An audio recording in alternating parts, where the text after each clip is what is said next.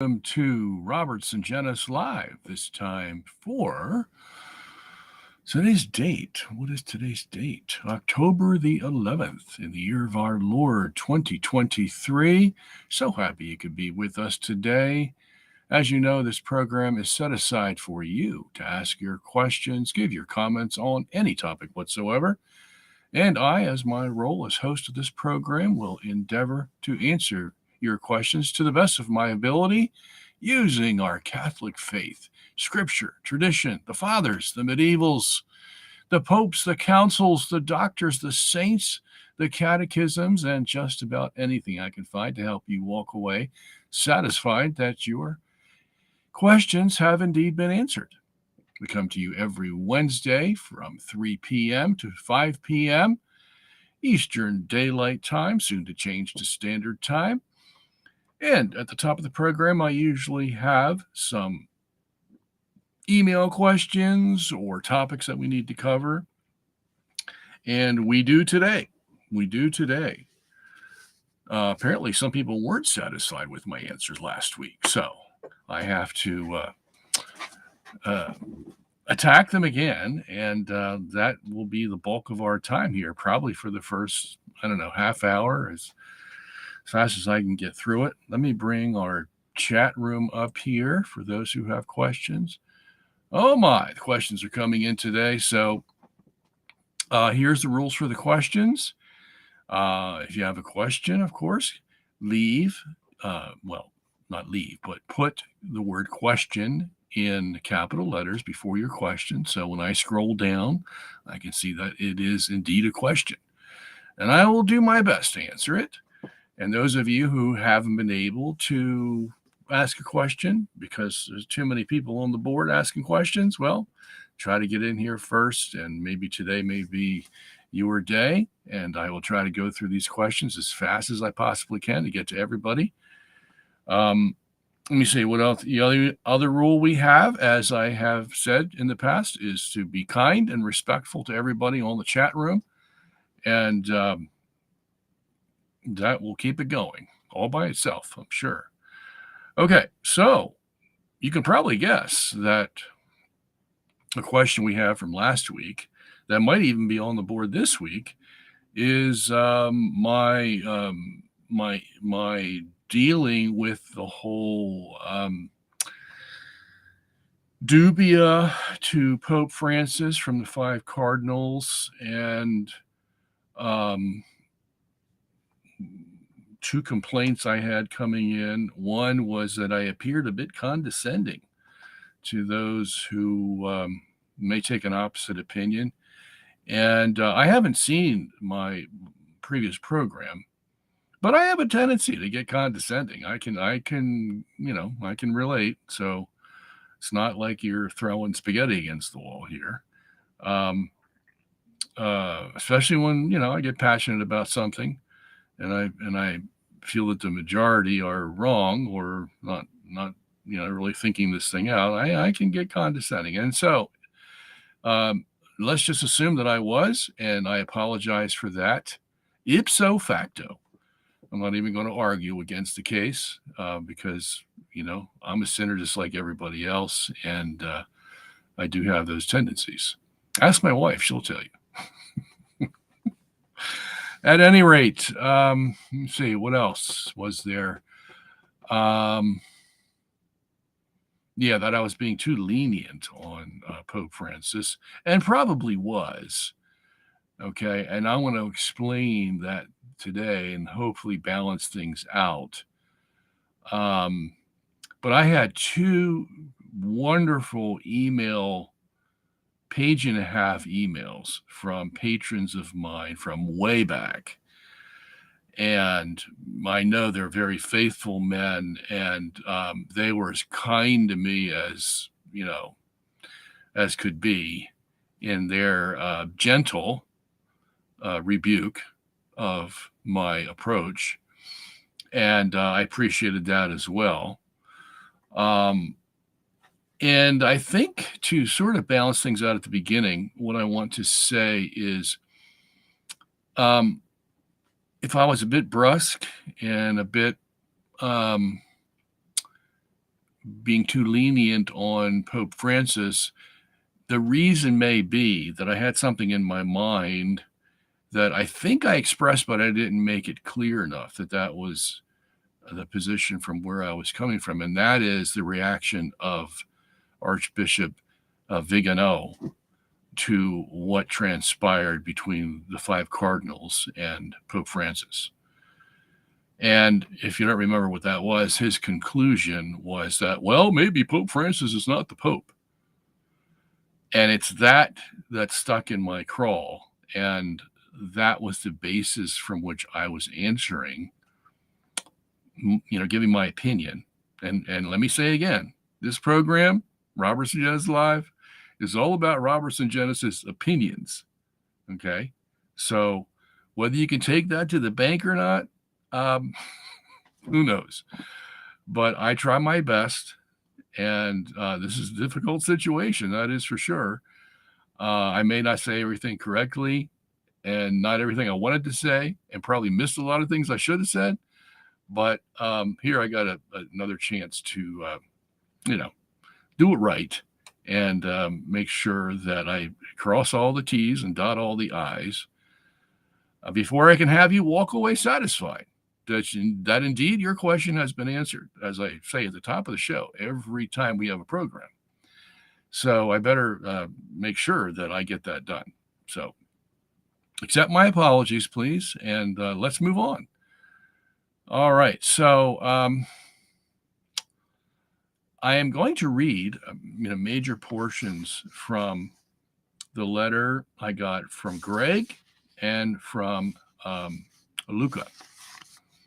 I'm not going to give their last names to protect their privacy, but let me just reiterate that my whole take on this was in reaction to Archbishop Vigano.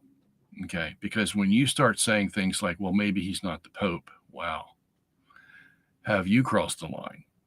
And you are being as bad as you claim the Pope is, for you to overreact to this and start claiming that, because that's going to hurt the average Catholic out there. Well, we got an archbishop saying, and I'm going to wonder all the time now whether he's the Pope or not. That's what that does. Okay. So that's where I was coming from. And I'm not going to come from there today because I already did that last week. I'm going to come from a different perspective. And that is, how do we let's just deal with Francis himself. Who is this man? Does he have an agenda?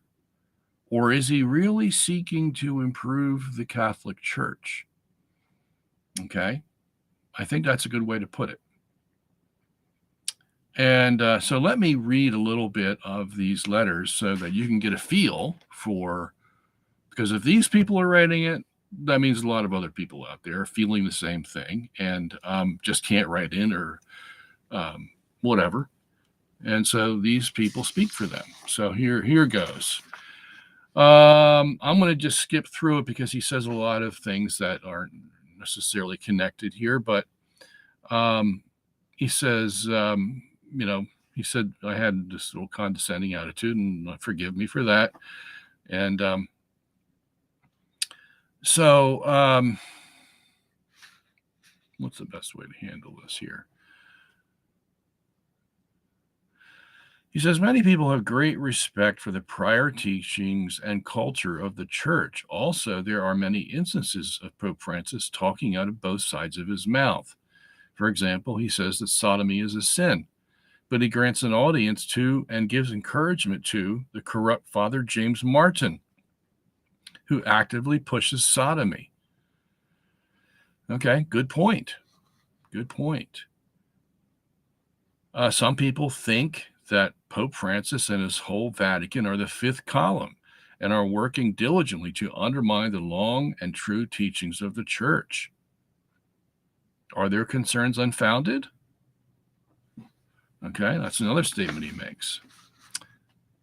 When you do this, you're not exhibiting proper Christian charity. Okay, we already went through that. Let me see. That's just a... it seems that the Pope and you, as an analogy, position the issue like two different playing cards. Real marriage is like the king, whereas a same-sex union is a jack. The two are distinct, yet at least in terms of their pure definition. However, a better analogy to the real issue would be to compare a king to a tarot card. One is authentic and true, and the other is evil and satanic. The Pope never addresses in his letter the fact that same-sex unions are sinful and evil. We're not talking about friendships here. No, we're talking about behavior that is on a vector towards sodomy. Okay, so there's another point. Okay.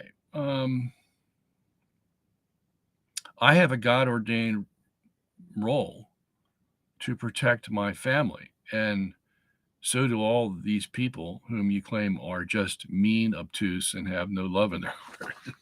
I don't know if I went that far, Greg, but anyway, the concerns with synodality are that the structure that Christ established will get compromised by allowing the sheep to determine doctrine.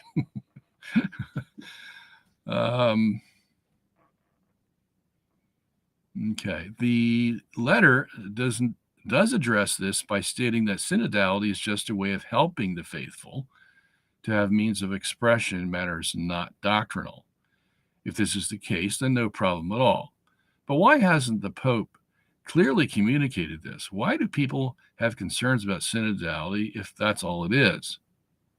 Good point. Okay, let's go move on. Catholics who are well-informed, faithful, with Christian love in their hearts and actions, have real concerns about the Jesuits and what they're attempting to do to the church. And that's a very good point. All right. You admit this when you criticize Cardinal Vigano for stating that we need to, quote, seriously consider if Pope Francis is the real Pope, unquote. Your comment on Vigano's statement is that this confuses people and is bad. Well, Pope Francis himself confuses the faithful and is also bad. If Pope Francis's real intent is, as your interpretation of the letter indicates, then this is a sign of confidence for the concerned. Okay. And he says, still a fan of yours. I'm just giving you feedback on one particular talk you gave. Hopefully I'm not a hypocrite and haven't condescended toward you. If I have, let me apologize in advance. No problem, Craig. All is taken as just exchanging information here. Okay, so now Luca writes to me. I watched the last show, and I have to be brutally honest that even though I am a huge fan of your apologetics ever since I've ran into one of your debates, I'm quite confused by that show. Have you defended Pope Francis because there is nothing that anybody can point out that is heretical? Or because you actually like the answers you see and nothing is wrong with them at all? Okay, fair question.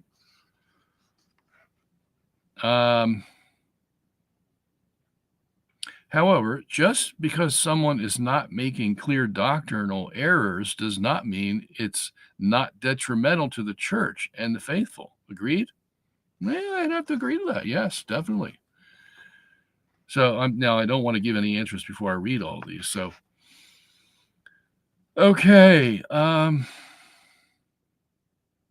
mean, even you said plenty of times the world is going to hell. I'm assuming that by that you mean the more people, especially declared Catholics, are living their lives less and less according to morality of Catholic faith. And I agree. But aren't recent popes in, say, 100 years a bit responsible for that? Good point. But other Catholics, who are probably like 90 to 95% of all Catholics, go with the liberal interpretation.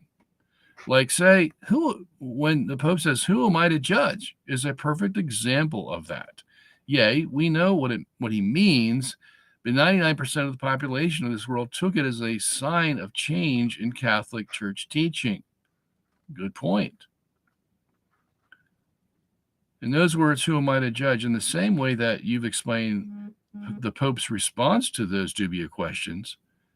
Let me see. I got in half a sentence there. I mean, he didn't say anything heretical there, but was the effect of these words positive or negative on the whole church and faithful? What would you say? Good point.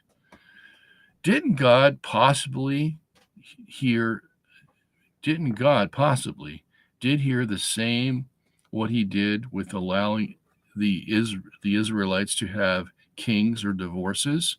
Not good for them, but God wanted to teach them a lesson due to their stubbornness and hardness of their hearts. Yes, that thought has crossed my mind, and I will probably develop that when I answer this.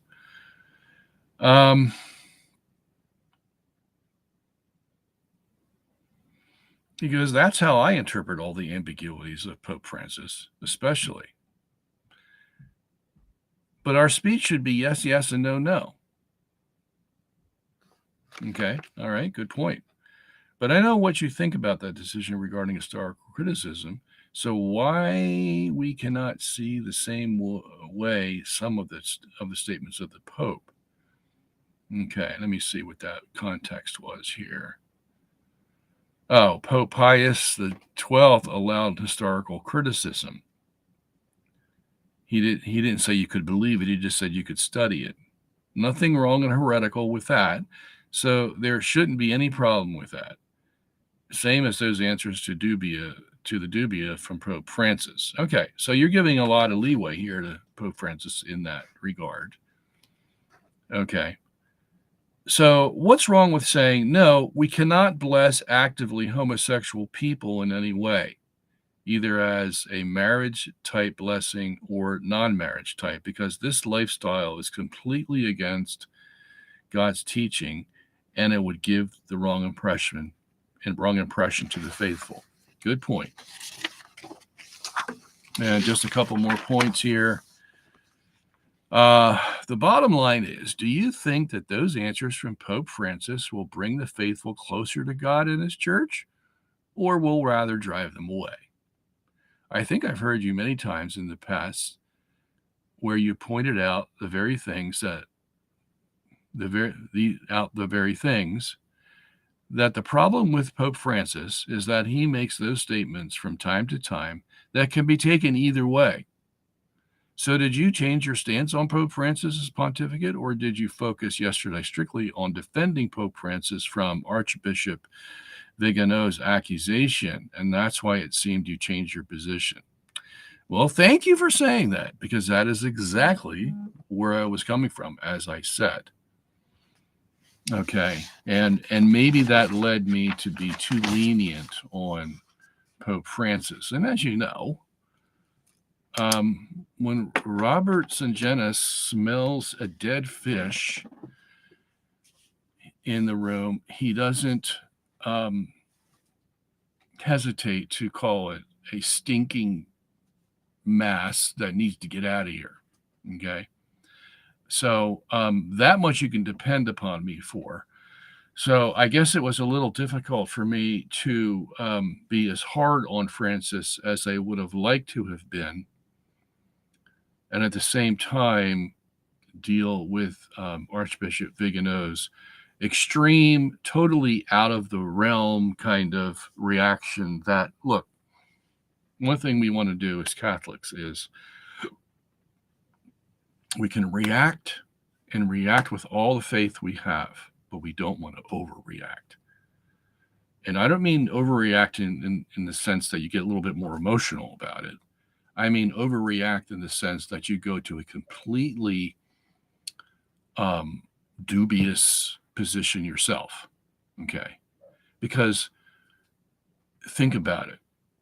If we just have to deal with Francis's ambiguities and compromises and whatever you want to call them, okay, we deal with them. The doctrine's not going to change. Okay, that's what we believe as Catholics. They can talk all they want. Synodality here and Pachamama there and whatever it is, they can talk all they want. Okay. But whether the doctrine is going to change is like a totally different story altogether. And if we can't believe that as Catholics, then forget it. Why be Catholic? Okay. So, and we haven't it proven to ourselves for 2,000 years. Has any dogma changed in the Catholic Church? No, not one.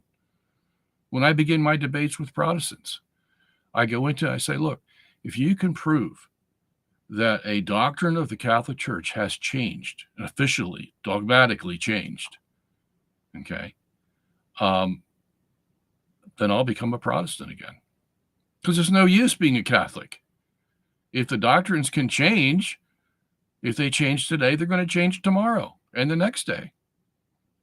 Okay? So there's no use being Catholic if the doctrines change. The big question is, are the men in the church and outside the church going to obey the doctrines? And that's what we see right now. Okay? Even right up to the Pope. You know, he can talk and talk and talk, and he can be ambiguous and, you know, whatever he wants to do, he can talk, but the doctrine doesn't change. Okay? And that's what we need to be prepared for with every pope that comes along. There are exceptional cases where some popes were so good, so saintly, that we wouldn't even think of them saying something ambiguous. Okay? And that's because men are different. Even popes, they're different. We've had some humdingers in our Catholic history, some bad popes, okay? But none of them changed the doctrine. They may have disobeyed the doctrine themselves, okay, and lived immoral lives and actually killed people. But the doctrine never changes. The church stays with its foundation. And that's what makes it the Catholic Church, okay? So you're going to get some doozies that come along, really. And we've had some doozies in the 20th century. And maybe not everything they did was wrong, but there was a lot that, wow, we're just like, where did you come from? And that's never going to change because men are men. See, Jesus did not promise an impeccable papacy. He promised that the doctrine would never change. Whatever the church bound, heaven would bind. And so we know it's infallible. Okay? So that's the bottom line with all of this. Now, let me get to some of the other issues. On this issue of, homosexual blessing or whatever they want to call it, again, there's a lot of talk. Okay? And look, these guys, these liberals, these Jesuits have been chewing at the edges for years now. Okay? I mean, the Jesuits are probably the worst apostolate the church has ever had. Sorry, St. Ignatius, but in your day, they were good. And then they went down, and then they went up, and then they went down, and now they're still down. I wouldn't trust a Jesuit as far as I could throw them. And that ain't very far. Okay? I take everything a Jesuit says with a grain of salt because I know where they come from. I know how they think. I read their magazines. I read their books. I know where they're coming from. And they're all alike. Okay? So right there, you have a strike against the Pope because he's a Jesuit. And he thinks like Jesuits. And it's all, love and kindness and all that's good. In the right context, all that is good. But when you start using the love and kindness argument against whether a doctrine should remain in the church, then you've gone down the wrong way. And don't ever be sucked into that. And I think that's a lot of what Francis does in his response, is he tries to press the guilt button on the five cardinals and more or less implies, accuses subtly that bringing all these doctrinaire issues to me. Check your heart out, man. Do you really have love in your heart? And, are you looking with a pastoral sense and all that can be very detrimental. Okay. Now, every one of us has to examine our conscience before we come to a debate. And this is a debate of where we are, virtue wise. Okay. And if we're not fit, if we have a doubt about our virtue when we come into a debate, don't debate, because it's going to come out. Okay. It's going to come out what virtue you haven't polished in your soul when you start debating. And the first thing someone's going to do is say, oh, he has no love in his heart. I've had people say that to me, and probably rightly so, because at times I can get pretty nasty. When I feel like they're just they just built the wall and they're not going to listen, or they pretend to listen, and the first time that you show that you're not as saintly as you might appear to be, and that happens to me a lot. Oh my gosh, did you listen to? And there goes the whole debate, because I wasn't forthright enough to show the love and kindness that should come along with every word that comes out of my mouth. Okay. And so it's my fault. But on the other hand, watch the people who use that argument, because they're going to use it to try to say that what you're saying doctrinally is not right. And they're going to use the love and kindness card to bring that to the forefront and make people think that because you didn't have love and kindness in your heart when you said the words, then the doctrine itself is wrong. No, it just means that I need to learn to say it with more love and kindness in my heart. That's what it means. But then you'll find when you do that they'll still reject the doctrine. Why? Well, because they had an agenda all along. They weren't going to accept your doctrine. Okay? They're just using the lack of love and kindness as an excuse. And so you find that out later. Okay? Yeah, this is the way the world works, unfortunately. So with Francis, let me be a little harder on Francis. Again, opinion of Robert Sungenis. Take it or leave it. Okay? But here's the other side of the story. Yes, these two gentlemen who wrote in are correct. Your yes should be yes, and your no should be no. As a matter of fact, when the five cardinals wrote the dubia to the Pope, he came back with these evasive kind of non-heretical, but evasive answers to their questions. Okay. And that's what I read to you last week. Okay. So the five cardinals saw this and they said, okay, he's answering a little bit of what we asked, but he's avoiding the tougher part of what we asked. So we're going to ask him again. And we're going to tell him that, okay, Pope, this is what you answer to us. And okay for that answer, but it really didn't get to the heart of the matter. And so we're going to rephrase the question to you, and it was resubmitted to the Pope, and we don't have those answers yet from the Pope. So we're waiting to see from the rephrased questions that these five cardinals gave, and they're really good. They're really good. These guys are smart. They got right to the heart of the issue, and they said, okay, Francis, you said this, but what about this part here? What about the ramifications of your answer? Blah, blah, blah, blah, blah. And they just laid it down thick. And, I can't wait to see what the Pope says about these, if he answers them. Okay. I mean, they've got this guy backed into a corner. And this is how God works. This is how God saves the church. Okay. Because if you go the least bit off kilter, There's guys out there that are watching every word you say and every move you make. And it's their job. It's their job. That's why God put them there. Okay? That's why Paul told Peter, you got it wrong, Jack. Here's the way you should be going.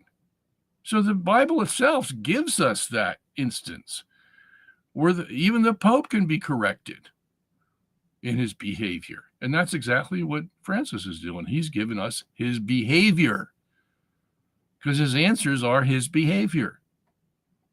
All right? So if you can't say yes to the question, are homosexual blessings allowed? Then you got to, I'm sorry, can't say no to the question whether homosexual blessings are allowed. You got problems. And that's what we saw in his answer. He didn't say yes or no.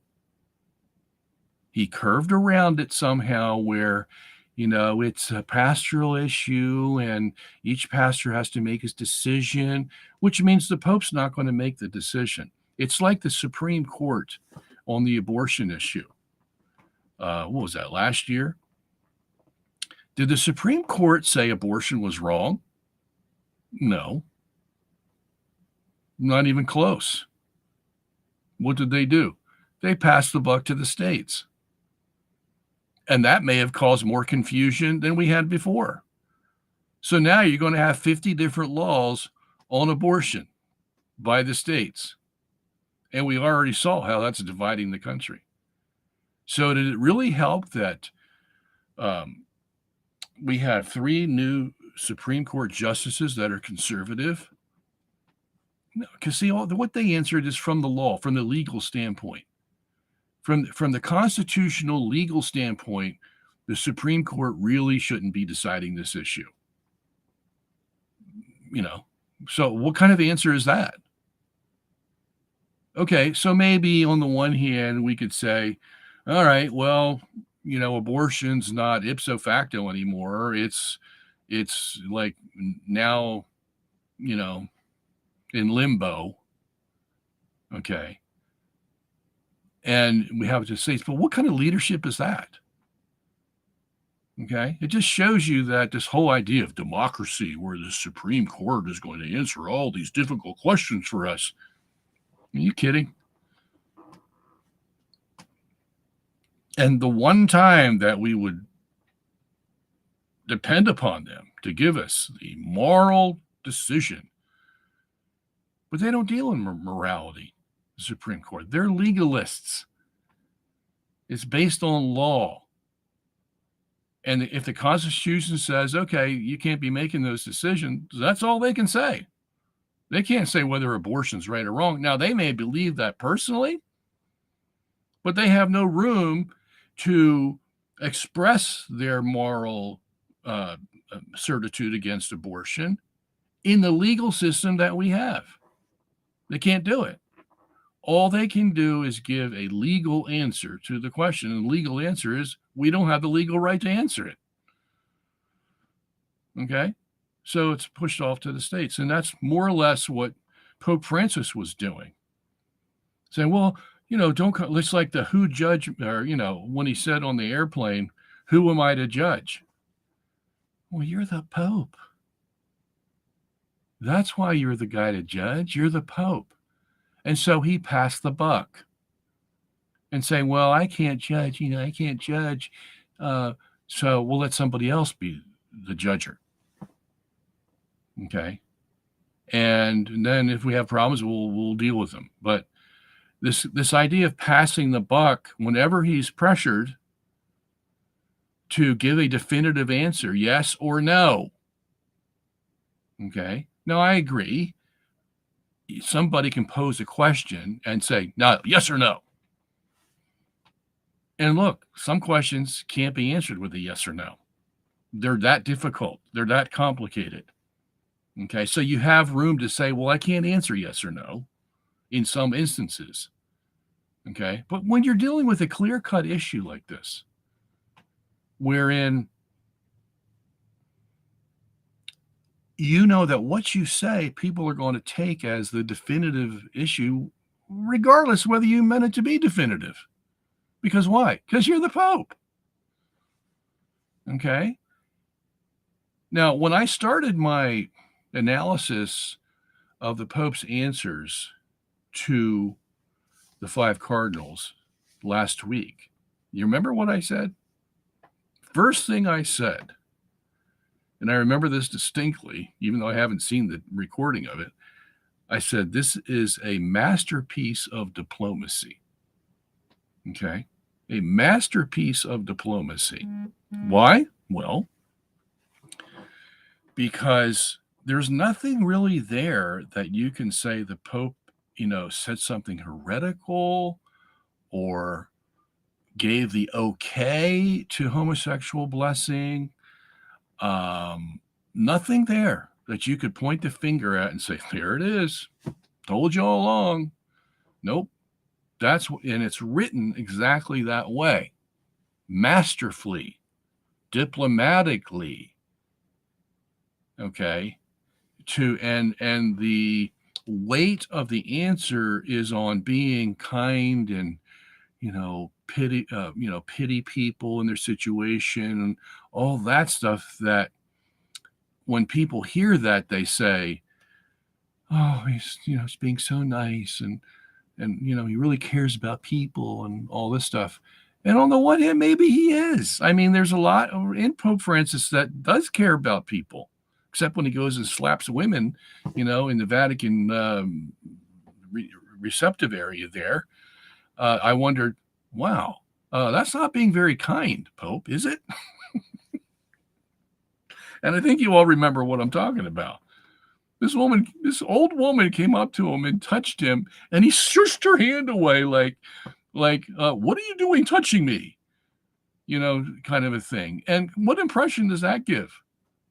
Okay. So I wonder, where's the disconnect? Francis is preaching, love and kindness to people, and then he goes and slaps this woman away, and she's like, what? So I often wonder, like these Jesuits that often talk about, love and kindness and all this is, all that's great, but I really wonder how love and kind they are inside. I really do. I find in life, and I've lived long enough to discern this, that all those that talk about love and kindness, when push comes to shove, sometimes they're the least loving and kind people that you could run into. Believe me. All the liberals like to wear their hearts on their sleeves, say, I'm just so full of love and peace and kindness and all this stuff. But, they're the very same people that kill babies in the womb. And where's all the love and kindness there? It's all selfishness, isn't it? Yeah. I don't want to put up with this baby. I can't care for it. I don't know how I got into this in the first place, but I can sure know how to end it. And that's kill the darn thing. Yeah, they talk about love and peace and kindness and all this stuff. Oh, yeah. Liberals are an interesting bunch, aren't they? Anyway, so I hope I'm making my point that, look, I don't want to give this Pope Francis, a break. Okay. All I'm trying to do is save his papacy against extremists like Father Vigano. That's my point. Because the structure of the Catholic Church is just as important doctrinally as any doctrine that you can think of. Okay? Because if the structure, the hierarchy of the Catholic Church goes, then you don't have a church. And if some Tom, Dick, or Harry out there can just whimsically say, well, he's, we ought to consider that he's not the Pope. My goodness. Okay? I mean, that would harm the church more than any blessing given to a homosexual. Okay? Because that rips down the whole church. It just makes it illegitimate from the get-go. Okay? That we have to protect, and that was my frame of mind. So I hope you can understand that. But I'm not giving a free pass to Francis. Look, I was one of the first guys out there to say, when you say, who am I to judge? Do you understand the position you have? Do you understand who you are? And maybe somebody says, well, maybe he does, and that's why he said it, because he knows he's going to have the greatest influence on what everybody thinks. Yeah, maybe that's the case. Okay. I mean, this guy may be a demon inside that he's hiding very well. Who knows? All we can judge him by is what he says, and the rest that we don't know exactly what he says and may be implying something, then we have to be very cautious. Very cautious, but not to the point where we say, oh, well, he may not be the Pope. Can never go that far. See, that's what happened to Martin Luther and John Calvin and all these other guys. Yeah. Look, they were actually selling indulgences. Let's be honest. They were going over and above board what was allowed by indulgences, and they were building St. Peter's with the money that came in. And it was just too easy to make someone think that you may lose your salvation if you don't give your little drachma to the church. Wow, that was just too easy for Tetzel. And he did it over and over and over again. Now, you're a poor monk like Luther who beats himself with a stick so that he can be obedient to God. And he sees this Tetzel selling indulgences and making money hand over fist to build this big, elaborate, St. Peter's with all the statues and everything else and look like it's real holy. What do you think that's going to do to a guy like Luther? Yeah, it's going to trouble him. Okay. And he rightly reacted against that. And what's the problem? He overreacted. Okay. Now the whole Catholic Church is disgusting. It's just, wasn't true from the beginning, blah, blah, blah, blah, blah. So he could go away and start his own church. Okay. That's the perfect example of overreaction. And that's exactly what Vigano is doing. Okay. We're going to throw away the whole church, the baby with the bathwater, because, the church or the Pope implied that homosexual blessings may be okay. Like I said, the Pope can talk all he wants. Okay. Now, the other point that Luca had brought up was, where's God's role in this? And as I've said many times, God is not neutral when it comes to these things. If you want to go sin, you know what God's going to say to you? Go ahead. Enjoy yourself. And that's going to be your punishment. Because sooner or later, you're going to find out what that sin does to you. It destroys you. And that's what I want to do to you. But I'm going to allow your own sin to do that for you. I'm not going to come down with a bolt of lightning. I hardly ever do that. I just let you follow your sin to the extent that you want to follow it, and you'll see the extent of the detriment that it does to you. Yeah. Okay. We've seen that over and over again in Scripture. God did it with the divorce law. The Israelites wanted to divorce. God said, I don't like divorce. And God said, okay, here's what we'll do. Go ahead and divorce. You can divorce to your heart's content. And now, and look what's going to happen to your society. What happened? They destroyed themselves. Okay. They became apostate. Because once you start to unravel that sweater with one thread, you know what happens, right? Yep. See, the whole thing has to fit together real nice. Everybody's got to do their job to keep that society healthy and mature. Right from the get-go, right when they came out of Egypt, they had this problem. They all wanted a divorce. Well, maybe they learned it from the Egyptians. Well, maybe so. They're supposed to be different than the Egyptians. That's why God took them out of there. They're supposed to be giving the example to people. Then they wanted a king. We want a king like all the other nations. God said, I can tell you right up front, people, you think that's good? That's good. You're going to be like the other nations. Look at them. Look how immoral they are. You want to be like them?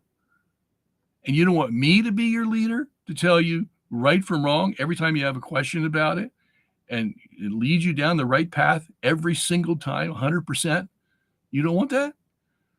Oh, no, we want a king. Okay, you can have your king. And guess what? Yeah. Except for David, and even he had his faults. Solomon, his son, became apostate at the end of his life. King Saul was apostate before he became king and remained that way. And then the kingdom split into the northern kingdoms and the southern kingdoms. Every single king of the northern kingdom, 20 of them, were all evil. They all had an epitaph said, he did evil in the sight of the Lord. In the southern kingdom, we had 20 kings also, and 10 of them were evil, 10 were so-so, and 3 were good. 3. Okay? And God told them, don't go that way. But they went that way, and God let them go that way. Okay? So we may have the same thing now. All this ambiguous language out there. And remember, I wrote a book on the ambiguities of Vatican II. What were they all about? Because there are ambiguous statements there. Okay? Now, Vatican II, I love Vatican II. Have you ever read all the documents of Vatican II? All 16 documents? There is a defense of the gospel that I've never seen before. It's tremendous. But then there are certain paragraphs that liberals and conservatives fought over, and you'll see deliberate ambiguities in some of these documents. They don't come right out and say which direction they're going. And what happened was the ambiguities were interpreted by the liberals in the church, the progressives, the guys, and the best way to interpret or understand a liberal or progressive is somebody who wants to change the doctrine because he doesn't like the way it is now. That's the best definition I can think of. Got to have changes, baby. Okay? And anyway, so the liberals and conservatives fought on these. Liberals usually won, but they weren't allowed to win because Pope Paul VI got wind of it, and he was watching these guys. As a matter of fact, they had put one paragraph in one of the documents of Vatican II. Pope Paul VI saw it, called up the right guys and said, get that thing out of there. And they did. Okay. So when they went too far, the Pope was being guided by the Holy Spirit, because this was an ecumenical council, signed off by the Pope, all 16 documents, and he's not going to sign his name to something that has heretical error in it. Okay. But there were ambiguities left. Well, I could tell you this big, long story about that. Give you a perfect example of it, but I'm not going to do that right now. But the fact is, where was the Holy Spirit's role in that? Well, here's the way God works. The same way he worked in the Old Testament. Same God, yesterday, today, and forever. Works the same way. And here's what he probably did. Said, okay, you can have your ambiguity. It's not doctrinally heretical, so nobody could point their finger there. But it is ambiguous in the sense that you can interpret it the right way, in line with tradition, or you could interpret it the liberal way, wherein you want to change the doctrine. And so God let him. He let him change the doctrine.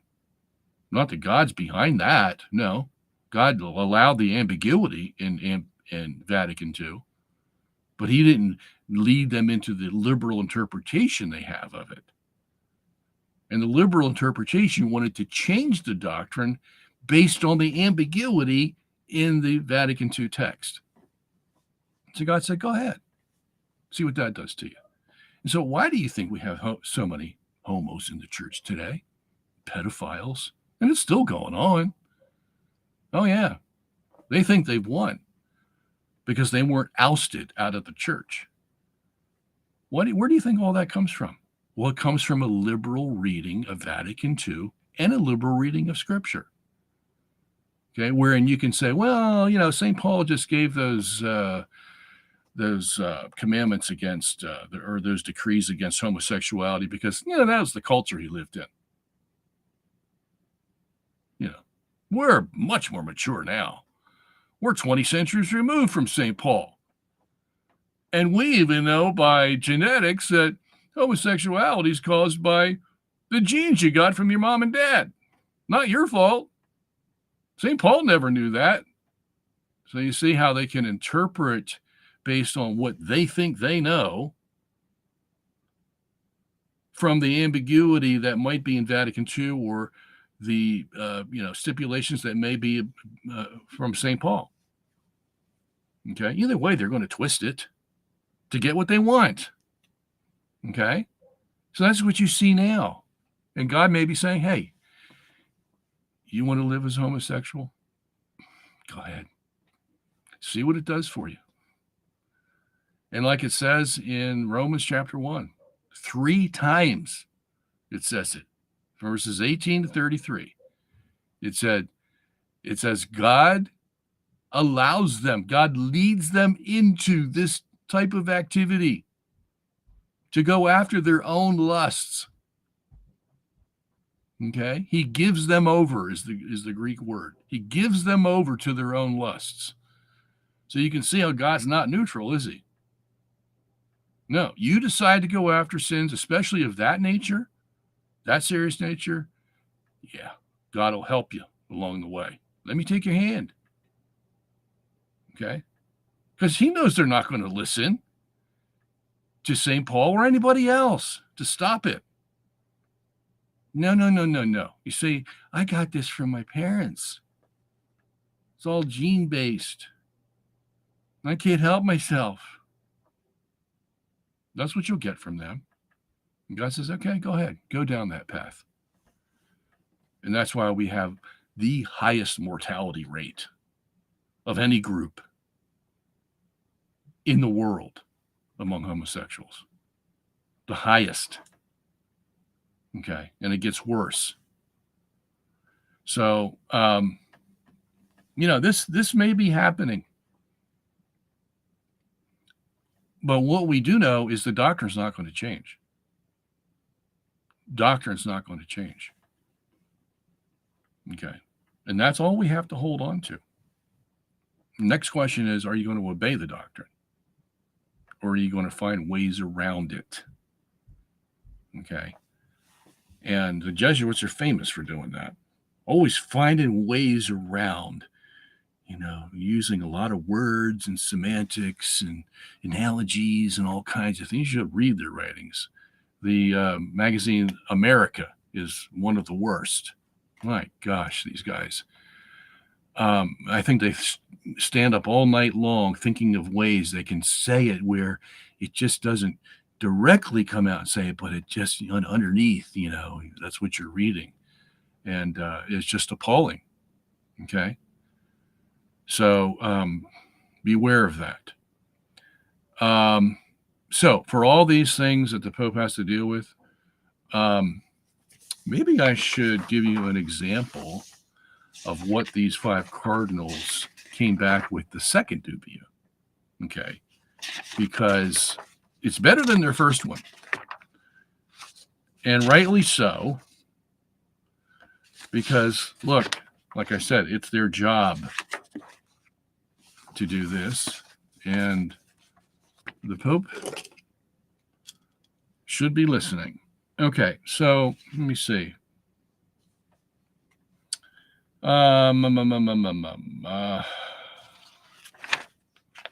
Okay, this is what they say. Number 1, Your Holiness, that's the Pope, insists that the Church can deepen its understanding of the deposit of faith. This is indeed what Dei Verbum 8 teaches and belongs to Catholic doctrine. Your response, however, does not capture our concern. Many Christians, including pastors and theologians, argue today that the cultural and anthropological changes of our time should push the church to teach the opposite of what it has always taught. This concerns essential, not secondary, questions of our salvation, like the confession of faith, subjective conditions for access to the sacraments, and observance of the moral law. So, we want to rephrase our dubium. Is it possible? And by the way, before I read all these, take me about 10 minutes. They say, look, Pope, we want a yes or no answer. Can you do that for us? Yes or no? Not maybe, not perhaps, not maybe tomorrow. Yes or no today. Can you do that for us? That's what they ask. I forget where I read that, but I did read. Oh, here it is. We therefore repropose our questions to you so that they can be answered with a simple yes or no. All right. So we want to rephrase our dubium. Is it possible for the church today to teach doctrines contrary to those she has previously taught in matters of faith and morals, whether by the Pope ex cathedra or in the definitions of an ecumenical council or in the ordinary universal magisterium of the bishops dispersed throughout the world? Now, that's pretty clear, isn't it? Pretty clear question. I mean, it's one of those questions that if you don't answer yes or no, you're hiding something. Okay, so this is what the Pope is faced with now, the second dubium, okay, which we didn't read last week. Okay, number 2.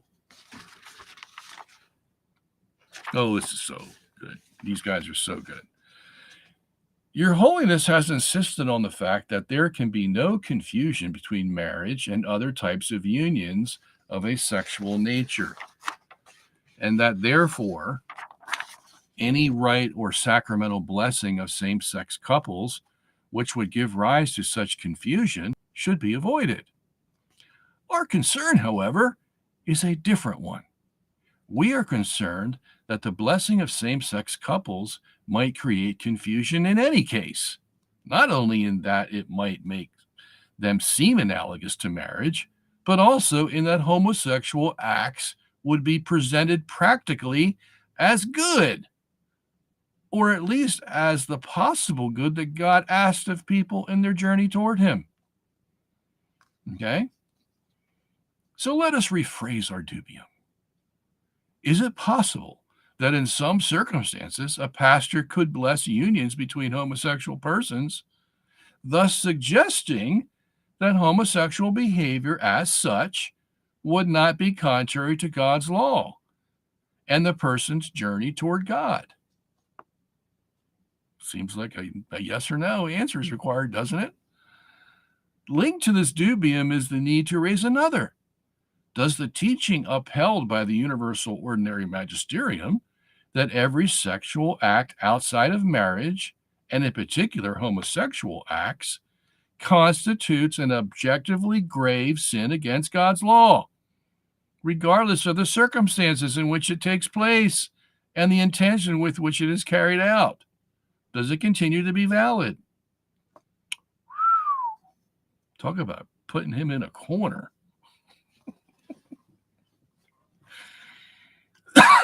Let's read another one. You have insisted, Pope, that no, he doesn't say Pope. I'm just putting that in there because it says you. I want you to know who you is. You have insisted that there is a synodal dimension to the church in that all, including the lay faithful, are called to participate and make their voices heard. Our difficulty, however, is another. I love how they do that. Today, the future synod of synodality is being presented as if, in communion with the Pope, it represents the supreme authority of the Church. However, the Synod of Bishops is a consultative body of the Pope. It does not represent the College of Bishops and cannot settle the issues within it nor issue decrees on them. unless in certain cases the Roman pontiff, whose duty it is to ratify the decisions of the synod, has expressly granted it deliberative power. Canon 343 from the Canon of the Catholic Church. This is a decisive point, inasmuch as not involving the College of Bishops, it matters such as those that the next synod intends to raise, which touch on the very constitution of the Church, would go precisely against the root of that synodality, which it claims to want to promote. So, let us therefore rephrase our dubium. Will the Synod of Bishops to be held in Rome, which is going on right now, by the way, and which includes only a chosen representation of pastors and faithful, exercise in the doctrinal or pastoral matters on which it will be called to express itself, the supreme authority of the Church, but which belongs exclusively to the Roman Pontiff and the College of Bishops? In other words, is it the intention of this synod to give doctrinal power to this, what do they call it? The Synod of Bishops that are handpicked by the Pope?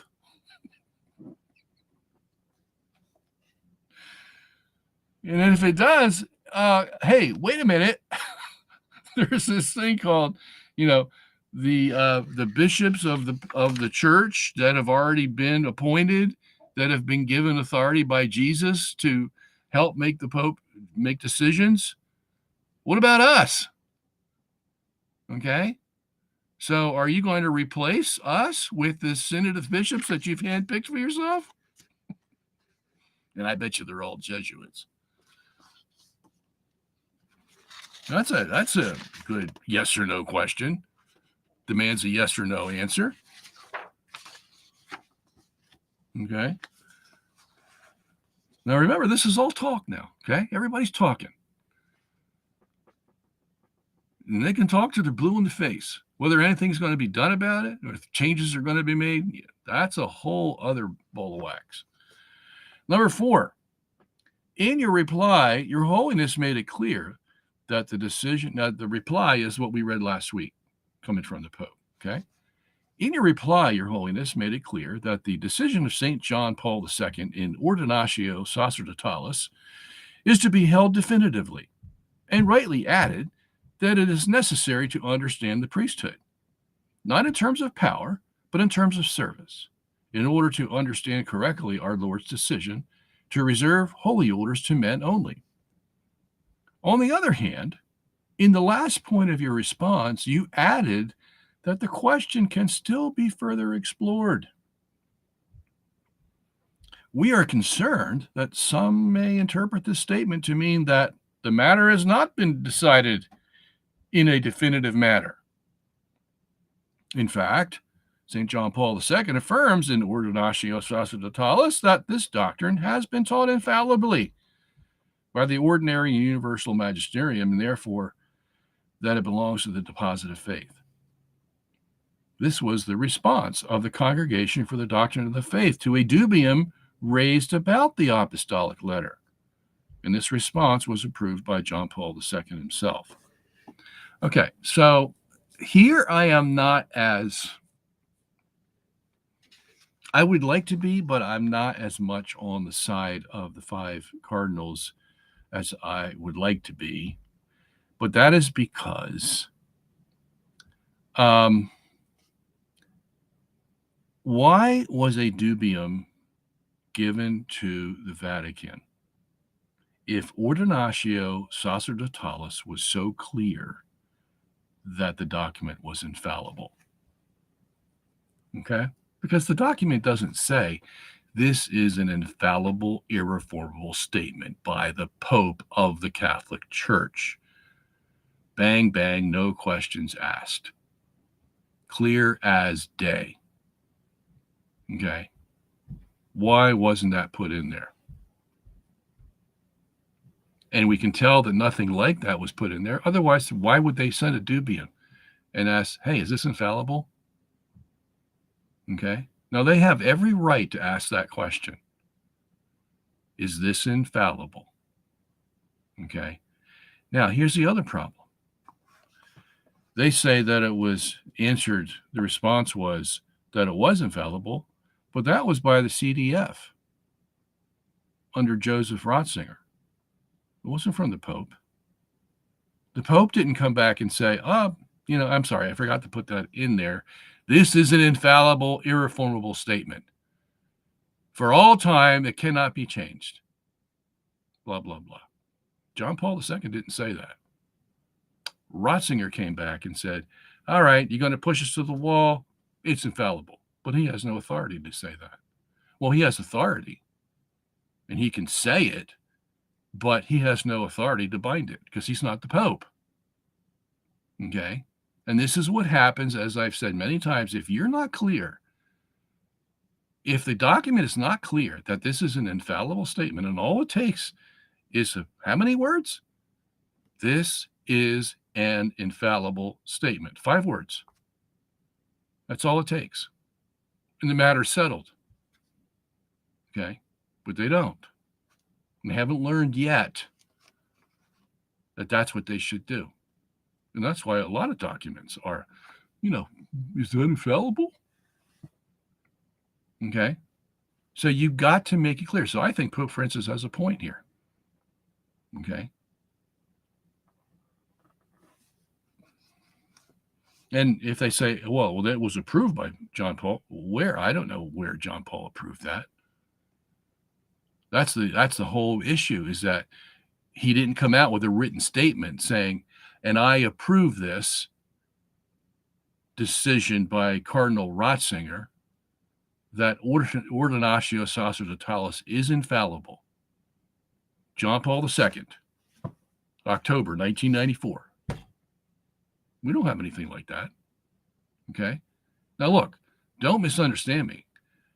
Okay? I'm not for women ordination at all. Okay? I've written that many times in the books and lectures that I've given. And who am I anyway? Okay? But I'm just telling you, as far as my interpretation of what's being said here, you can't come to me and say, well, Bob, we all know that you're for women's ordination anyway, right? So that's why you're critiquing this. No. If there's anybody who's against it, it's me. Okay, so I don't come from a biased position. I come from a position where I've had to struggle with this myself in debates that I've had with Protestants. Some will ask me, well, hey, Robert, is this doctrine infallible? And I have to say honestly, well, we've taken it as infallible, but if you're looking for the words, this is an infallible doctrine written by the Pope of the Catholic Church, you ain't going to find it. And then I wonder why can't the canon law came out, what's it, 7, 13, 14, something like that. It says, nothing is to be taken as infallible unless it's manifestly evident. Now, if you look at Ordinatio Sacerdotales, you have to ask yourself, is it manifestly evident that it's infallible?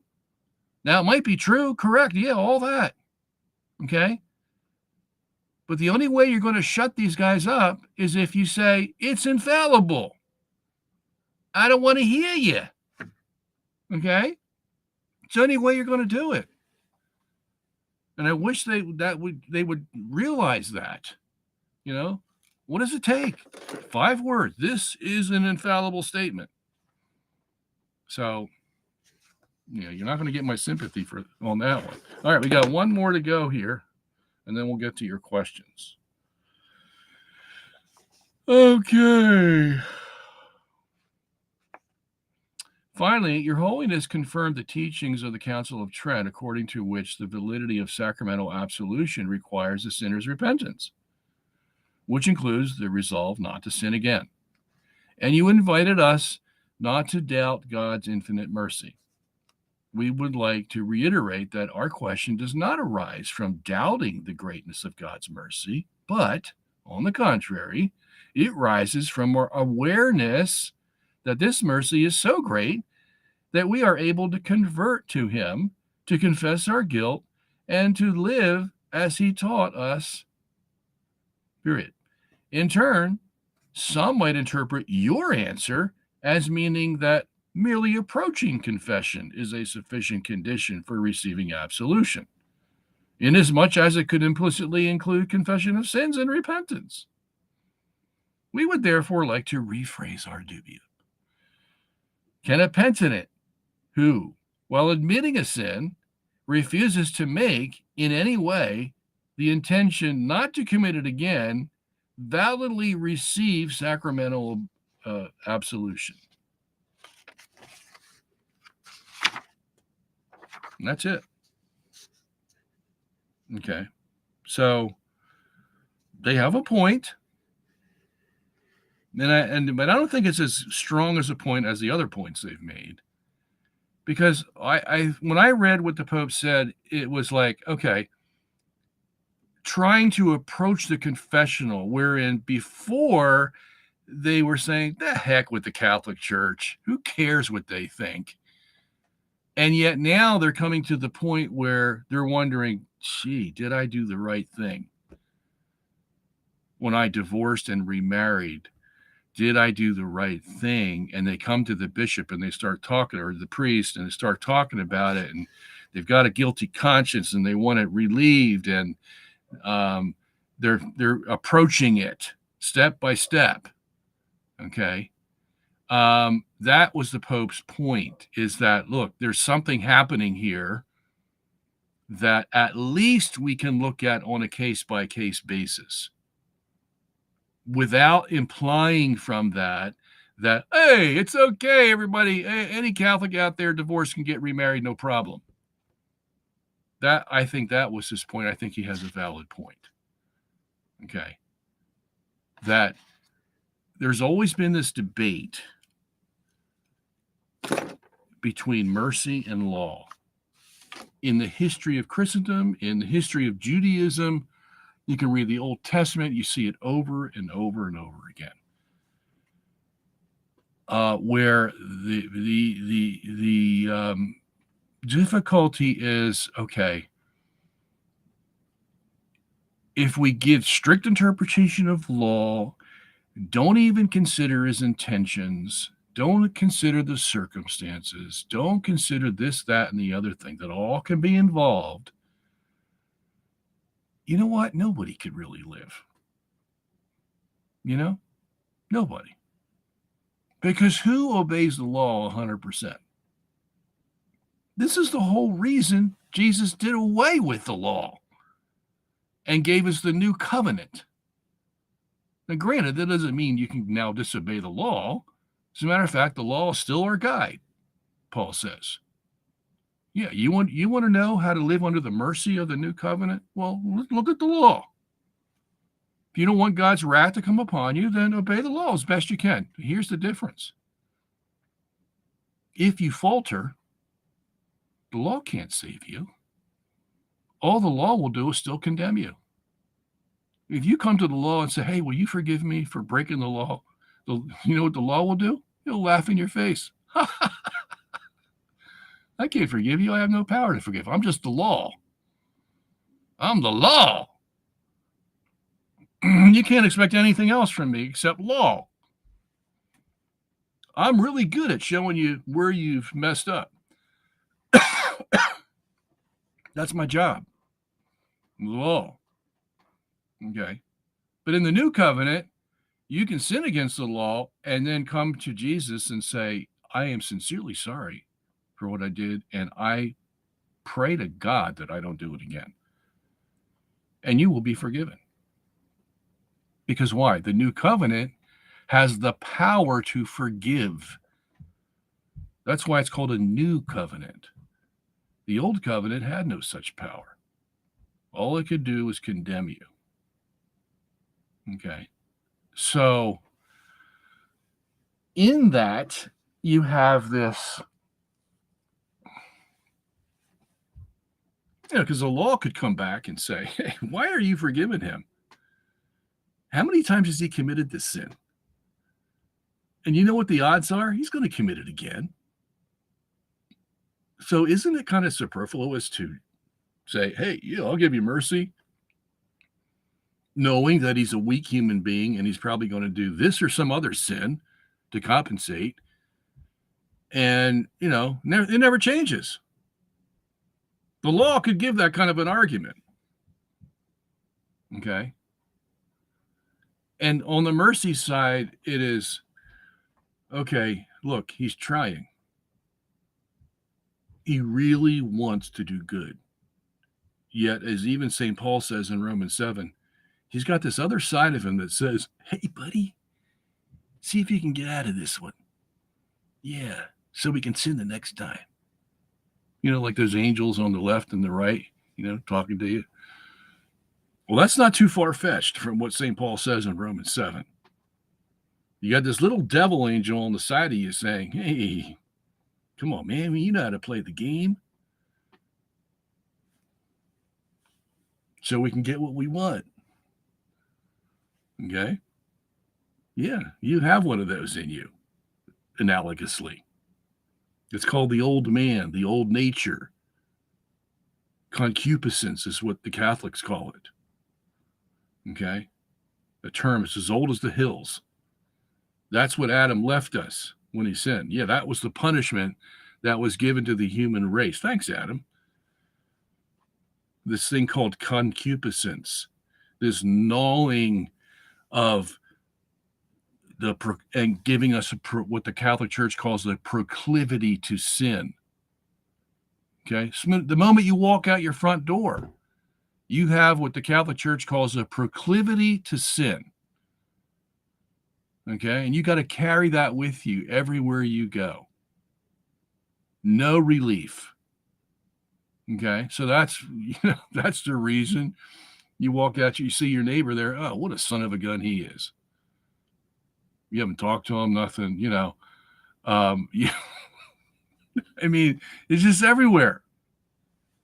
Okay, it's automatic. Okay, so that's the condition that we're in. And a lot of that condition happens to be a part of why someone fell into the sin of divorcing and remarriage.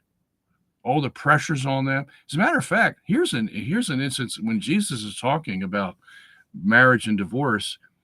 He says, if you divorce your wife and she marries another person, another man,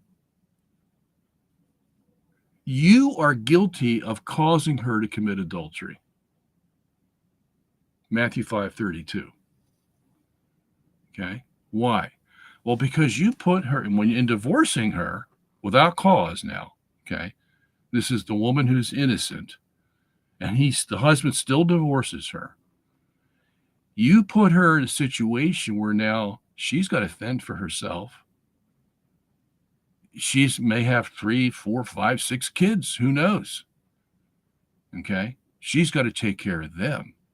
And how's she going to do that without a husband around to provide the income so that she can take care of her kids?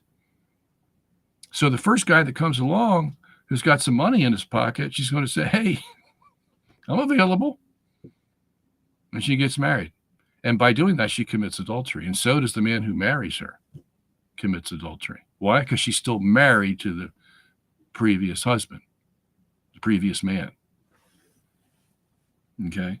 So in that sense, he's caused her to commit adultery because he's put her in that situation, that circumstance.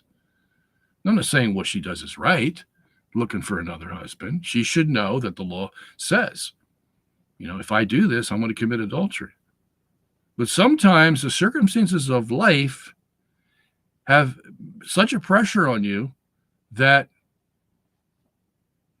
you're tempted beyond, what's reasonably understood as control of the situation. And you fall into this sin. Okay. Now, I'm not excusing it at all. Okay. Not excusing it at all. I'm just saying this is life. This is what happens in life, like it or not. Okay. So, there are situations in life where people get into this thinking and the pressures cause them to get remarried, and there they are. Okay. Now what do you do as a Catholic Church? Do you now side with the law and you say, okay, look, everybody in this category, forget about it. No mercy whatsoever. Or do you look at it on a case-by-case basis and say, okay, the circumstances here are unmitigated. They're just, we can understand why this happened. Okay. And we're not saying we're going to give you, blank check forgiveness. We're going to look at your situation and give you a determination. And you have to go by what the church says. And I think that's what the best side of what Francis is saying is that side. That we're going to look at this as a case-by-case basis. And we're not saying that, look, there's no guarantee here. We may only let 1 out of 100 people back into the church. Who knows? But we're willing to look at it and go more with the side of mercy, provided we get the right answers from you. That, yes, I really want to do what's right, and I'm asking for advice. I'm asking for wisdom. That goes a long way with the church. That is the best way to get into the merciful side, not the law side. Okay. With no guarantees, but we'll look at it. Okay. All right. So that's as much as I'm going to do on that. And I hope that clears up any reservations. All right. Oh, here's an interest. Casper LaRose says, God will judge above all righteously over man's law. That he certainly will. I always tell people, thank you for that, Casper. I always tell people, everybody's scared of Judgment Day. God's going to judge me for all I did. Well, I would much rather be judged by God than I would by any man that I know. Okay. Because I know God's going to be completely honest, completely just, completely forgiving and loving, because he's God. Who else would I want to stand in that position to judge me? Okay. The guy who knows it all. And the guy who says, hey, I'm long suffering. I'm patient. I'm kind. Okay. So being judged by God at the end should not put fear into anybody. That's exactly who you want to judge you. Okay. Because he is, as Casper says, going to judge you righteously. Okay. All right. All right. See, what do we have up here today? What are your thoughts on the current Israeli conflict? Oh, gosh.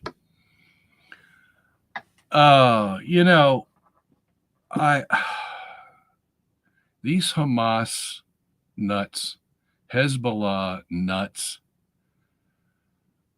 this is not the way to solve the problem. And they're only going to get beat down. I mean, Israel's going to come in there and they're going to just bomb these guys to smithereens. So, I mean, you would figure they've been around long enough that they would figure out this is not the way to go. Egypt figured it out. Saudi Arabia is now saying, hey, look, come on, man, we're men. Let's put away these toys and let's get to the table. I don't care how long it takes. Let's get the relations started.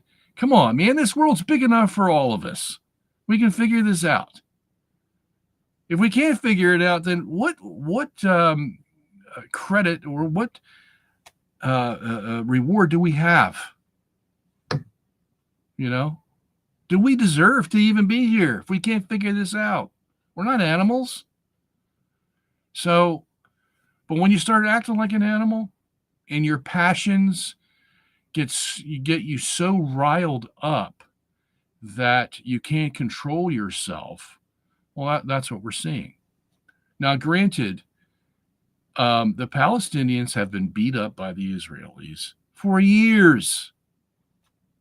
taking land that was not assigned to them. I mean, they were both given 50% of the land of Palestine back in 1948. And right now, Israel has 95% of it, and the Palestinians have 5%, and even the 5% they have is given to them begrudgingly by the Israeli government because they're constantly threatening them. Okay, and the Palestinians, Hamas and Hezbollah, they get sick and tired of it. Okay, stop beating up our people. Treat them with respect. You got 95% of the land to begin with. Okay, so let them have the 5% and live in peace. Don't treat them so harshly. They have a point. Okay, and so where it's all going to end, I don't know. But this is not the way to solve the problem. And it's just going to lead to further conflict. It might even lead to a third world war. Who knows?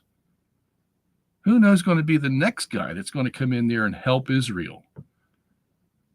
Or the next country to come in there and help Hezbollah and Hamas? You know? It's so. All right. What are your thoughts on, thoughts on Laudate Deum and the whole issue of climate change? Here's another liberal cause. All the liberals are involved. If you look on the map, you'll see all the liberals involved in climate change. And all the conservatives say, you're reading too much into it.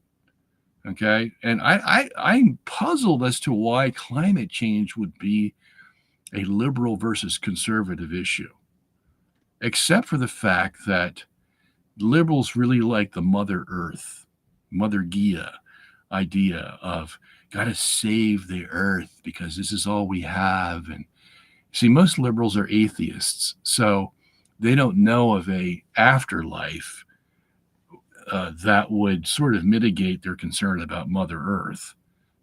Mother Earth's going to be here for a while, but then it's going to be destroyed. But if you don't believe in an afterlife, then you believe you got to save Mother Earth because this is all we have. And and all that stuff. And that's what the liberals believe. Most conservatives are people who believe in God.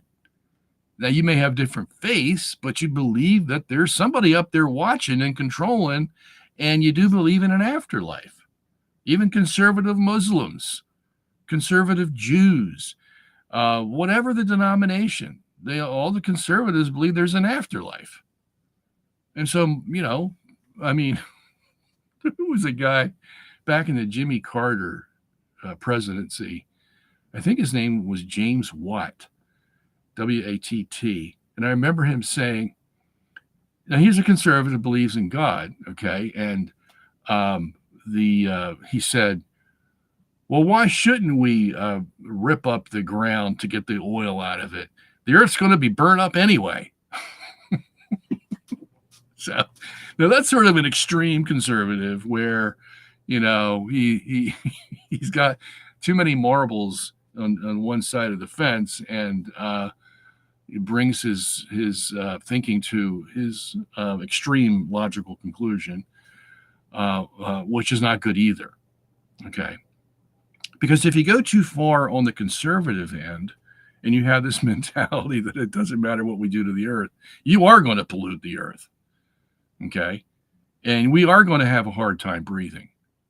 So we have to give credit to the liberal side for bringing some of these ultra conservatives back to the middle and stop saying, who cares whether we frack all over the place and make the ground unstable. Okay. Now that's a possibility.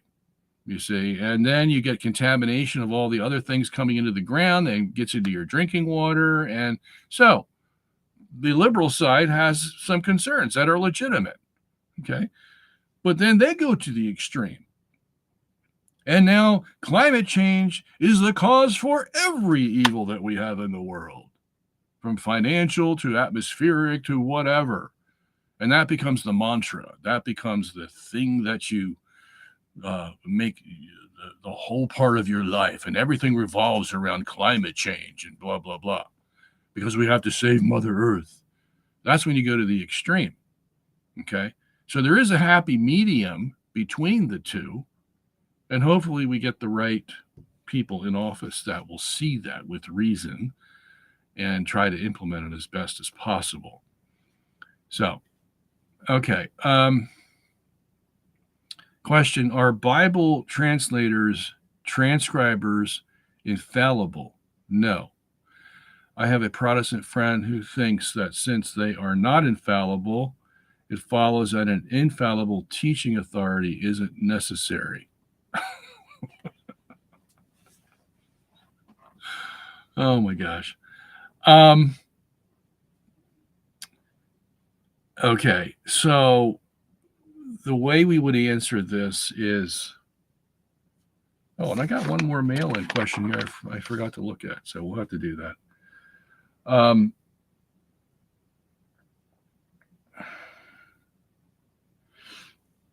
The mistakes that a transcriber or copyist does when you have the original, what they call original autographs of the Old and New Testament, that is the exact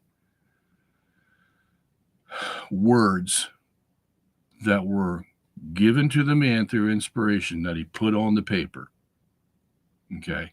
Now, sometimes in Paul's case, he had Tertius be his stenographer, so to speak, and Paul would get the words by inspiration from God, and then he would vocalize them, and then Tertius would write them down on the vellum or whatever, papyri, whatever they were using. Probably a form of papyri. Okay. All right. So what we would say is that those words are infallible, or better words is inerrant. They're inerrant because Paul gets each word from God and then vocalizes that word, and then Tertius writes it down. Now, somebody may say, well, what if Tertius makes a mistake? Well, Paul's going to go over that little piece that he wrote and see if everything's kosher. And if it is, it has Paul's approval, and Paul knows what he said. You know, somebody would say, well, what if he forgets? Well, I think Paul would be the best judge of that, especially since it's a very confined time. You know, you were talking about within the hour. So it's not like it's days later where Paul said, well, what was I inspired with? So I think that issue's taken care of. So after that, what happens to the vellum or papyri that Tertius writes on? Well, it's gone. Okay. But before it's gone, copies were made of it. Okay. Every single word that Tertius wrote, copies were made of that. So the epistle to the Romans, Corinthians, whatever, copies were made of that. And we've got 5,000 copies of it from the time that they made copies in the first century, in Paul's day or Peter's day, to the time of 2023. We have 5,000 different Greek. That's just the Greek. Okay. Within those 5,000 manuscripts, we have less than a 1% discrepancy between each of them. Now, that is something. Okay. Because the copyists are not prophets in the sense that they work infallibly. They're just copying. Now, like the monks of the Middle Ages, that's all these guys did. Besides fixing their gardens and cleaning up the monastery, that's what they did all day. They copied manuscripts. And we have every single one of them. Okay? Now, there may have been some that are destroyed in a war or something. Okay, so they're gone. But we have enough to compensate for all of that.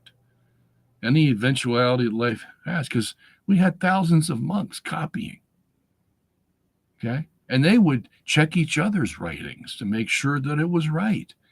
So one monk would copy, and then another monk, all he did all day was check to see if the copy was right from the previous copy that he had. Okay, it's like those guys who, when they made the Rolls Royce, and then it came for final inspection.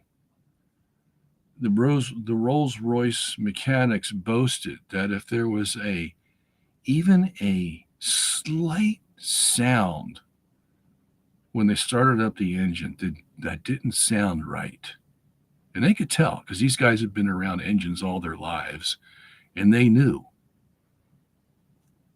what a perfect engine would sound like.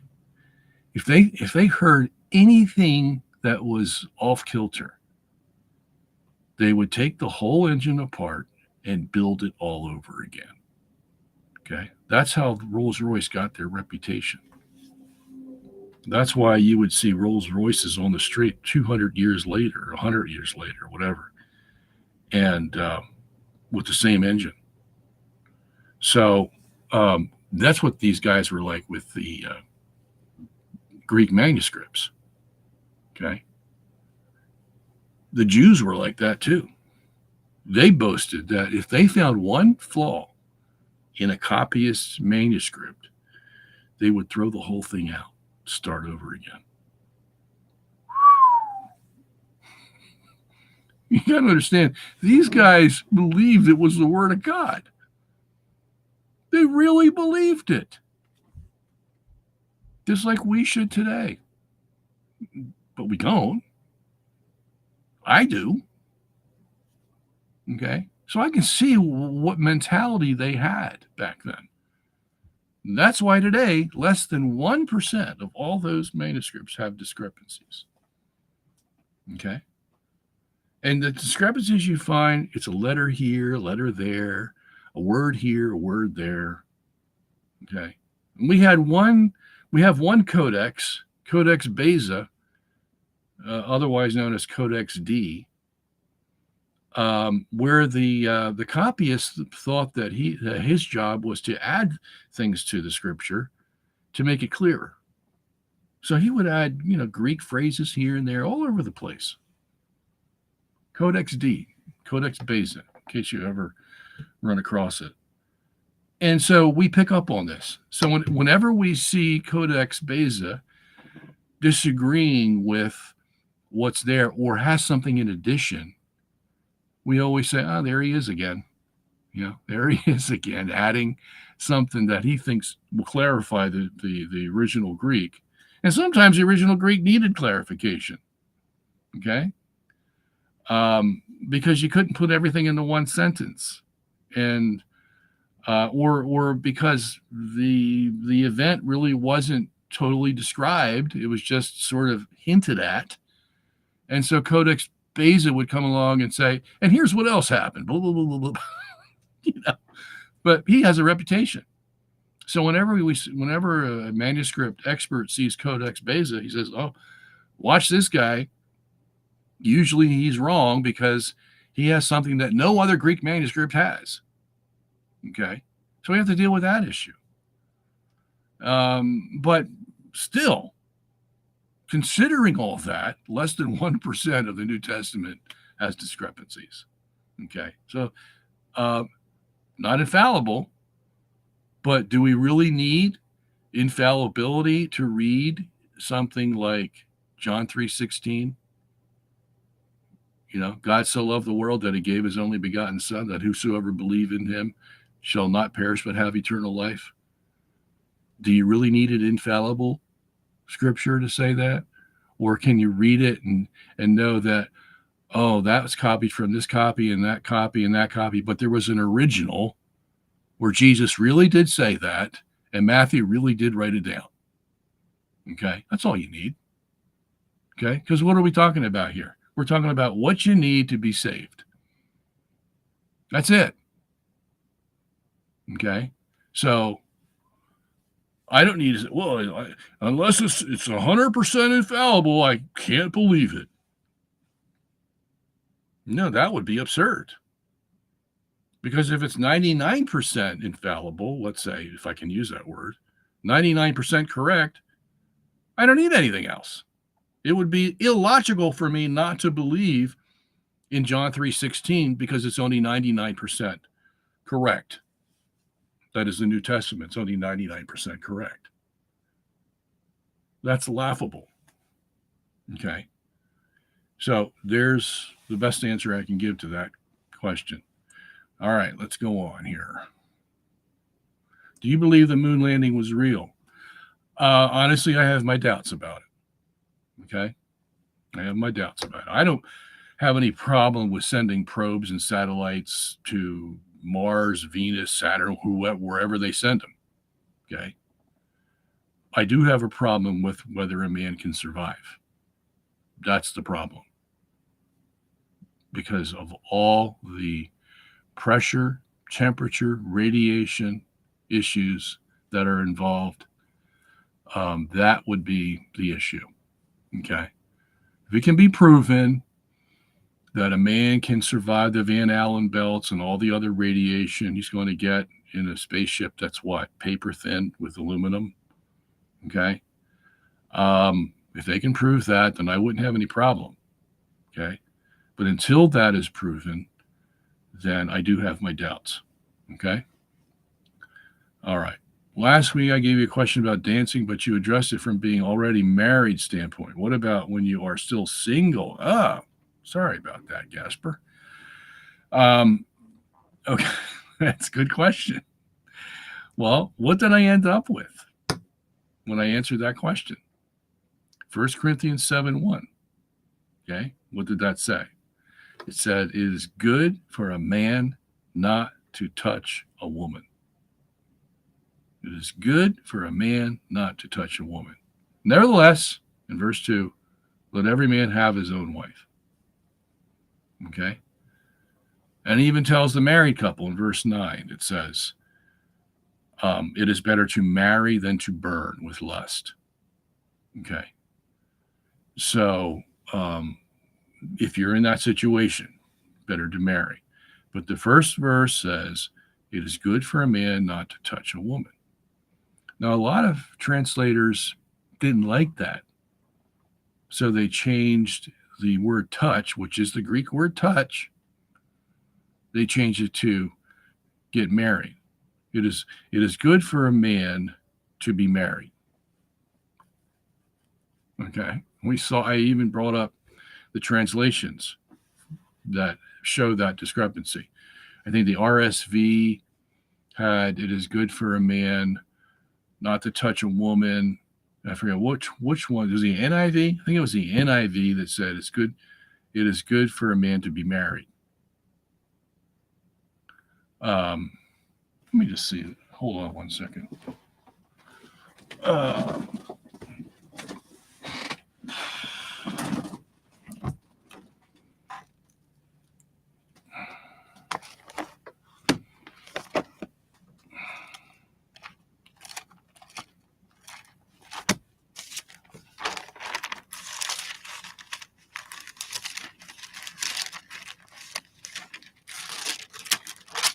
All right. Oh, I'm sorry. I had the wrong thing. It says, now for the matters you wrote about, it is good for a man not to marry. But since there is so much immorality, each man should have his own wife, and each woman her own husband. Okay. So it would still make sense if you said, now for the matters you wrote to me, it is good for a man not to touch a woman. But since there is so much immorality, each man should have his own wife. Okay. In other words, yeah, okay, I won't touch a woman, but, what am I going to do with these urges that I have? God gave them to me. What am I going to do with them? So, okay, I won't touch a woman, but then what? Will I end up doing something worse? Okay. Touching in all the wrong places and getting involved in something I wish I wasn't involved in. Okay. So it works contextually because you can say, yeah, okay, it's good not to touch, but look, in order to get out of that temptation where you're tempted to touch a woman and you know you shouldn't, it's better for each man have his own wife. And then you can touch all you want. Okay.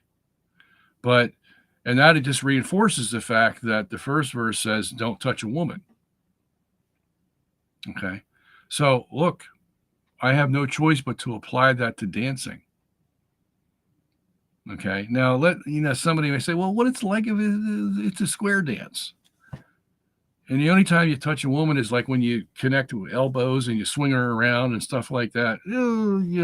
Okay, look, it's not black and white. It's not cut and dry as we would like it. Okay. We just have this stipulation from Paul. It's good. Now he says, no, he doesn't say, look, I condemn you if you touch a woman. He says it's good not to touch a woman. Why? Because it leads to other things. That's why. Things that will be immoral if you keep pursuing the touching. Okay. So, like if you're in a square dance or something, and how long does the dance last? 5 minutes? And you happen to touch a woman, okay. And then the dance is over. Okay. So you survived without sinning. All right. All you know is it's good not to touch a woman in the sense that if it leads to other things, man, I got myself in a heap of trouble. And that's not what's good.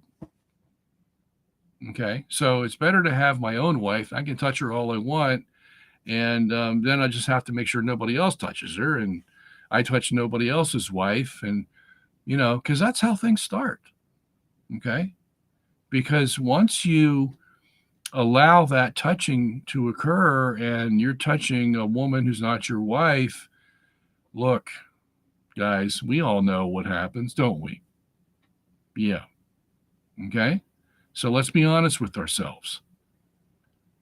You want to be holy, the holiest you can be. All right. Where you even limit the thoughts. Well, what's going to help is that you have a solid confirmation in your soul. I'm not going to touch another woman. I'm just not going to do it. Okay. So that applies to married and unmarried, right, Gasper? All right. So we got a few minutes left here. Have you heard the claim that Satan was the one who actually gave humans free will and choice, since he questioned them if God really? Yeah, I think you asked that last week, and I said no. That's false. What does C2383 and 2386 mean? It looks like I answered that one last week too. Where does submission of mind and will come from in Lumen Gentium?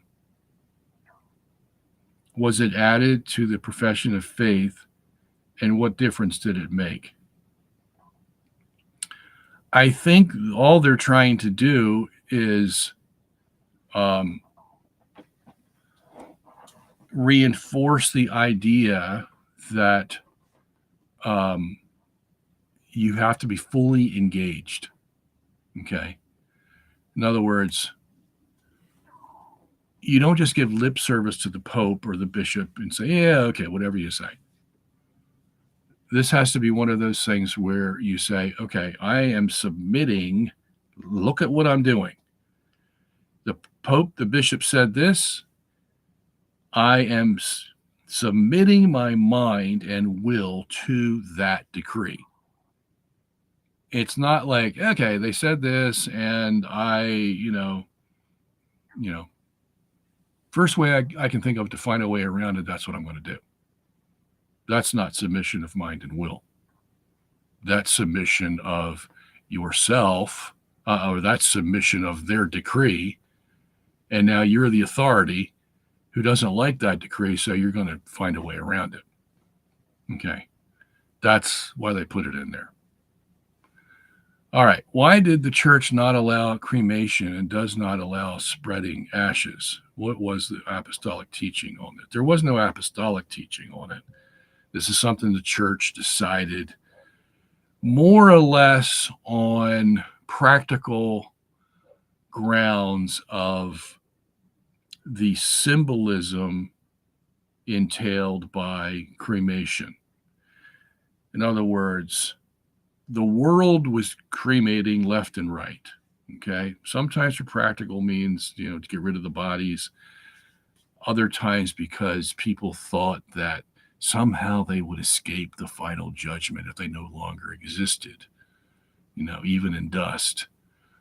And that's why they spread them over the sea, to spread them out as far as possible as an effort to keep God from bringing them all back together and making you the body that you once were at Judgment Day. Okay. So because of that connotation of cremation, the church said no. The Bible speaks about God opening the graves and raising the bodies out of the graves at the end of the world. And now scientifically we know that that's, there's not going to be a body there.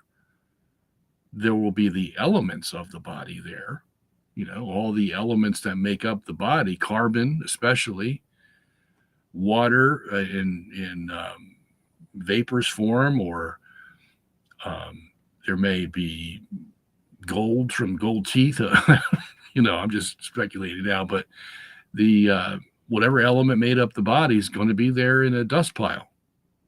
It's not going to disappear. Okay. The bones may disappear because they're going to fall into the elements that they're made of, but all the elements are there. So in that sense, the Bible is true. Those elements will be raised and refashioned into a body. Okay. So just like God took dust from the earth and made Adam. Okay. God can take the dust from your grave and make another body very easily.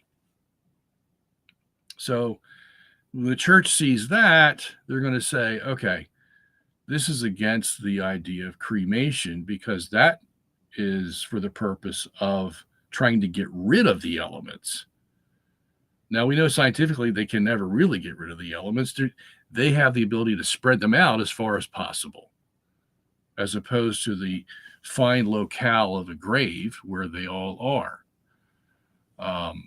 And so the church decides, okay, this is not the best way to deal with the dead. And for the spiritual reasons, for the physical reasons, for the scriptural reasons that I just gave. Okay. And that was probably a very wise decision. Did you buy into the theory that the atmospheric pressure on Earth was 2.5 times higher before the flood? This would explain why creatures grew much larger in the past. Oh, it may be.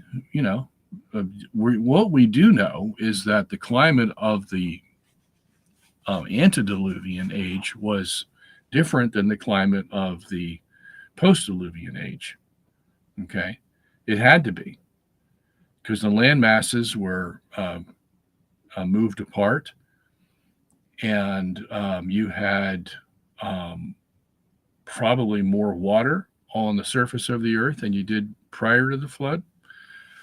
So you add all those things together, and you're going to get some temperature and pressure changes.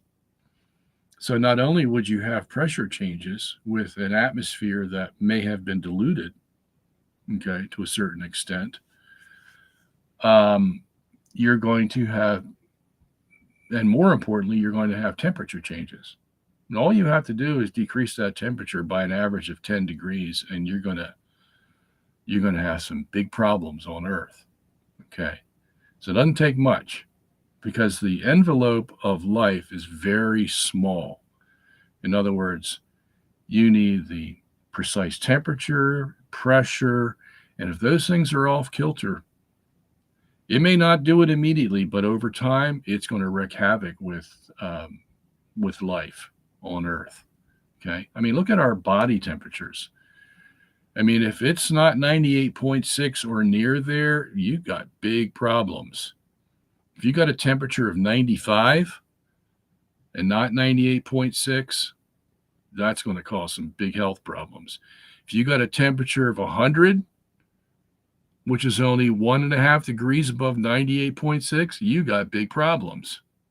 It's going to wreak havoc in your body. Okay. So those temperatures have to be precise and they have to be stabilized in order to have biological life. Okay. Inorganic life doesn't matter. Gold can exist whether it's freezing or, turned into gold vapor. Doesn't matter. But organic life is very sensitive. Okay. So any disruption, either way, okay, is going to cause problems. And that's why the ages decrease so rapidly. Pre-flood, they were all, Adam lived to 930 years. Seth, 875, I think it was. The highest we have is Methuselah, 969, but they're all pre-flood. Okay. As soon as the flood came and the climate changed a bit, we saw a dramatic drop in the ages. Seth was 600 when he died, and then the next guys were in the 400s. And then there were 3 of those, and then the next 3 were in the 200s. Okay. And then you finally get to Abraham, and he dies at 175. And Jacob dies at 130. Joseph dies at 110. And so you see the decline. Okay. And that's because of the post-Diluvian changes to the climate. It really didn't take much. Okay. And pressure may have been one of them. As a matter of fact, as soon as you change the temperature, you're changing the pressure. All right. If I attend Saturday evening mass after 8 p.m., do I need to go to Sunday? Does not this fulfill canon law 1248? After 8 p.m., I don't know. You have to ask your pastor. Okay. Ask the bishop. What's the time limit? Okay. I don't set the time limit, and I don't know what it is for each parish. It may change from parish to parish for all I know. But you need to ask them. All right. I think we got time for one more. Could you describe what is modest apparel for women? Can women wear pants? What length is the skirt still suitable? And the neckline of the shirts? Can men ever be shirtless besides the beach? You're gonna force me to answer all those questions. Come on. I think I dealt with this in the past once, and I'm not going to be definitive on this, okay, because this requires a general sense of what modesty is. You have to have that sense in you. And if you do, you're going to be very sensitive to what you wear. Now, just like I just talked about touching a woman. You go to a dance, you're unmarried, Gasper, okay? And you are debating whether you should dance with this woman or not. But it's a square dance, and everybody's sort of mingling around in the square dance, and you figure, okay, this is all right. I'm only going to be here for 5 minutes anyway, okay? But you see why you think that way? Because you've developed a sensitivity to whether you should be touching a woman or not.